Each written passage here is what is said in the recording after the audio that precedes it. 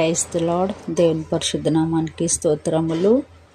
మరి దేవుని కృపను బట్టి ఈరోజు మరొక సహోదరి ఇంటిలో ఉపవాస ప్రార్థన జరగటానికి దేవుడు సహాయం చేశారు, మహిమకరంగా జరిపించారు. మేమందరము సహోదరులు సహోదరులందరం కలిసి ఆ కుటుంబ సమేతంగా ప్రార్థన చేయటానికి, విజ్ఞాపనలు చేయటానికి, మరి దేవుని సన్నిధిలో మోకరించి ప్రార్థనలు చేయటానికి దేవుడు మాకు సహాయం చేశారు. మరి ఎందరికో లేని ధన్యత కృపను మాకు దయచేశారు. అందుని బట్టి దేవునికి స్తోత్రము. దేవుని పరిశుద్ధ నామమునకు మహిమ కలుగును.